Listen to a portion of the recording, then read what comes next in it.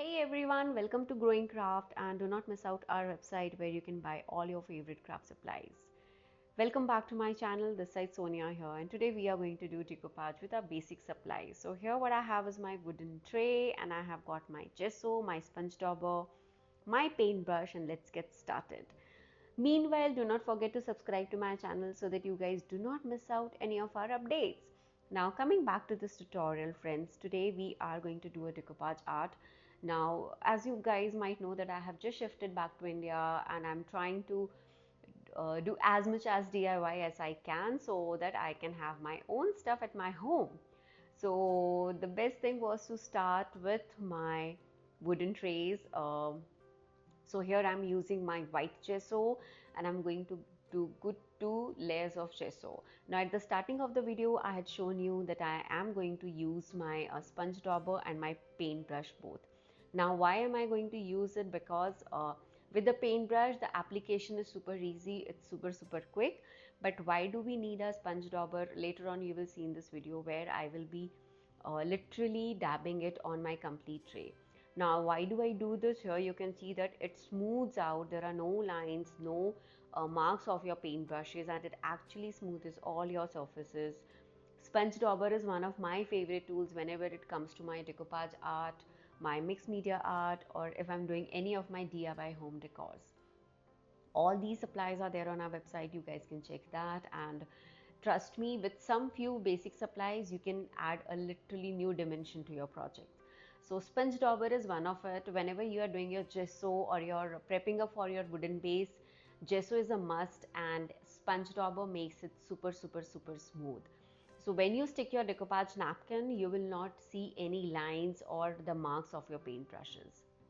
Now once I am done with the base of my gesso on the flat of my tray, I'm going to do it on all the sides. Now for the sides I will be again using my paintbrush and my sponge dauber to make sure that I have my gesso on all the sides of my tray. Now wherever I'm going to work, I am going to have my gesso completely done on all the sides of my wooden tray. Now this is one of the easiest and the best way to prep up your base for your mixed media art and for your decoupage art. Now on the corners it could be a little difficult to do it. You can use different size of your sponge dauber brushes. In a pack I think you get 4 or 5 different sizes. You can use and like pick up all the sizes whatever is comfortable for you. Like for this one I was literally putting the gesso with the brushes and then finishing it up with my sponge dauber. Now if you're liking this video, do let me know by liking this video and comment what is your favorite way of doing gesso. How do you prep up your base? So a lot of you have been asking me, can we use acrylic paints in this? Personally, I would not recommend to do the acrylic paint. So how my decoupage journey started was I started doing decoupage art with my acrylic paint. I was not aware how to prep up the base, why it is important. Over the years I have explored so much. I have done so many projects that now I can literally vouch for gesso, that why gesso is important. I would not recommend you any particular brand. You can pick up any of the gessos, but do make sure that it has really good consistency, because application of gesso is all about its consistency, and that makes your surface smooth. Once this is done, this is the time for the second coat. Now before doing my second coat, I had made sure that I have dried out the tray completely, and it hardly took any time because I was using my heat gun. And just in case if you guys want to check out, you can check it out on our website. So off camera I did all the touch up and the finishing part, and here is the beautiful decoupage napkin which I have been holding for almost like 4 years now, and finally I'm using it. I had literally saved this particular one for myself. You can check out our website for all the amazing decoupage napkin collections, and I'm sure you guys are going to love it. So these are the pretty laces which I'm going to use, and I am back with my water brush technique. Let me know in the comment section which is your favorite way of tearing off the extra napkin portions. So usually what I do is I take up clean tap water and any of your round brushes. Here I'm using my Anukul paint brushes, and then I am going to take out all the white parts. Now this is very important. A lot of times we Like, we just tend to use all the napkins and even the portions which we do not want. But I highly recommend that please use your paintbrush technique, take out all the excessive. This way you will have very, very less wrinkle. The less napkin space or the extra like not usable space is something where you get a lot of wrinkles, and you will have less surface to deal with. That is the reason I always recommend, if you are doing your decoupage art, if you are a beginner for the decoupage art, try this technique. I'm sure you will love it. Let me know in the comment section if you guys have any other technique.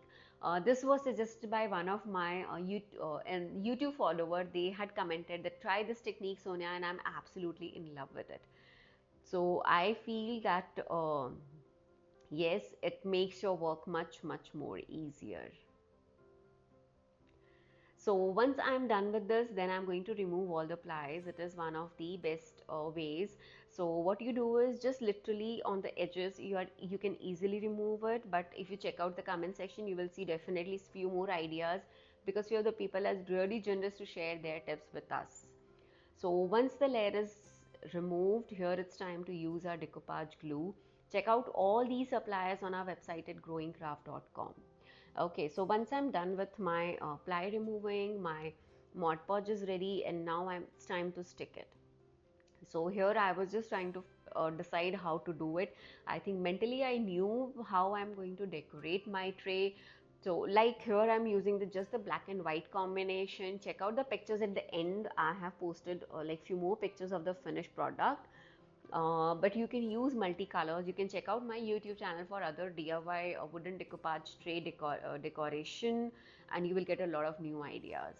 Now here, one of the best technique which I have learned from Divya Thalap is that use your glue once at a time. Do not just brush up all the glue and then start sticking. Don't do that. Do it in small places. It makes your work much more easier.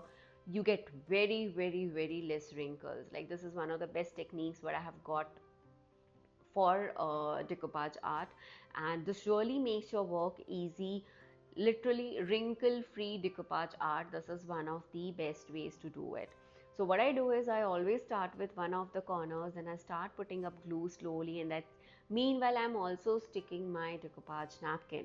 Now this is really important because this is the technique, this is the main part where you tend to get a lot of wrinkles and bubbles, and we need to avoid that. So here you can see me sticking my glue and sticking my napkin to my base. Now if you are using a decoupage paper, you really don't have to worry about it. With the decoupage papers, you don't get much of wrinkles or bubbles, and it's way smoother. But I absolutely love using decoupage napkins, and I think I just love it, and that is something which I prefer using. But if you are a decoupage paper fan, you can use that. You can even try using rice papers, and do make sure that whatever this bases you are using, whatever the base paper you are using, accordingly you use your Mod Podge or your decoupage glue.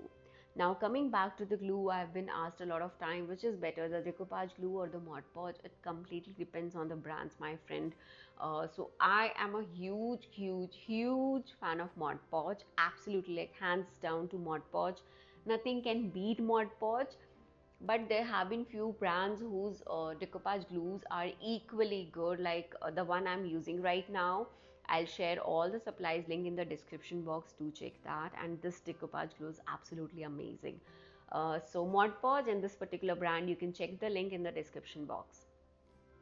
So here you can see me using my flat brush. So whenever I'm doing the sticking work, I tend to use a flat brush, and I have at least 2 to 3 flat brushes handy. So for the application of glue, I use a thinner flat brush, and for the sticking of the napkin, I use the broader ones, the absolutely dry ones.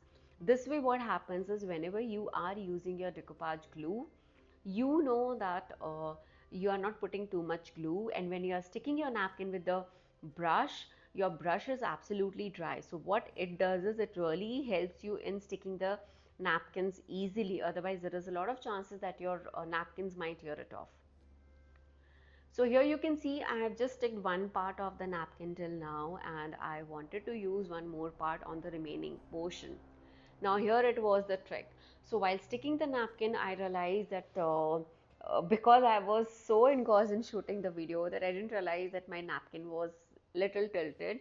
But I thought, let me design it that way, let me do it in a different way. So here again, I'm going to remove the plies of the napkin, and I am going to make sure that I stick this really well.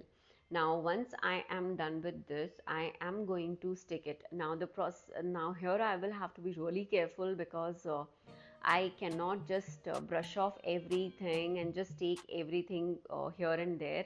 I will have to make sure that I uh, literally adjust the layering, the design really well so that it doesn't look odd. Now the beautiful part of this lace decoupage napkin, or even if you're doing it with the floral ones, mixing them is much more easier than using a bigger object ones.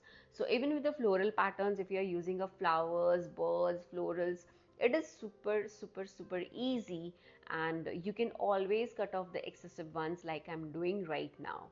So once I'm done with this, I am going to just cut off the extra, and then I'm going to stick this napkin. Now the process of sticking the napkin is same. It just you need to make sure that your first napkin has dried out completely so that you don't ruin your napkin. Now honestly, when I was doing that, there was a corner where I actually goofed up and I could not capture that in the video, but yes, I was even able to cover it up. Now how did I cover it up? That you will see with my massive stamping. That is one of the tools which I absolutely love and which I think every crafter needs to have. Now once this is done, and this looks so gorgeous, I was super proud of myself. This looks super pretty. Now what I'm going to do is I'm going to remove all the extra napkin with just my sandpaper, or here I'm using my filer.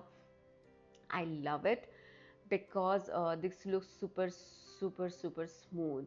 Now the technique is do it on the opposite sides, like don't take your sandpaper to your decoupage napkins. Always do it from napkin to the base surface. So this is done. This looks super quick, and here is my magic tool. Check out the collection on our website at growingcraft.com for these massive stamps, and I'm going to use it on all the sides of the tray. Trust me, I absolutely love it. So here what I'm using is my permanent ink pad. Do not use any of your other ink pads. Do not use dye based ink pads. Use your permanent ink pads. Now why, I have already done a video on that. You can check it out on my channel. I'll try to post that link in the description box too. Otherwise you can just check out my channel where I have done a video talking about different ink pads. And here why I'm using my permanent ink pad, because once you are done with your stamp pad, you need to seal it with the varnish. You need to do different mediums. There might be projects where you want to use your chalk paints and do the color blending technique. Then this will not bleed. What is your idea about your massive stamp? Let me know in the comment section now. So once I'm done with this, I'm just going to twist and turn my tray in every way, and I'm going to use my script stamp. Now with this particular lace, just to add a contrast, I'm using my script stamp. But if you check out our website, there are a lot of options available. Like if I'm going for a flat designs like the floral ones, I would have used my honeycomb or my hexagonal pattern stamp. And these craft stamps are like absolutely amazing. You do not need too much of effort, just your permanent ink and one of your stamp pads, and you are so good to go. So this is how my stamping work is almost done, and this looks gorgeous. So just adding a few more stampings here and there and you will be good to go.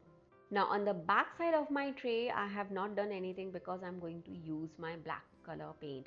So here I'm using my black color acrylic paint. Now as it is just on the back side of it, I don't need to put too much of effort, and I'm just using my acrylic paint.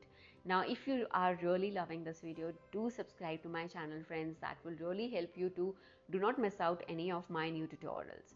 I really hope you guys loved this video. Do let me know your feedbacks in the comment section. Thank you so much for watching, guys. Take care and bye bye.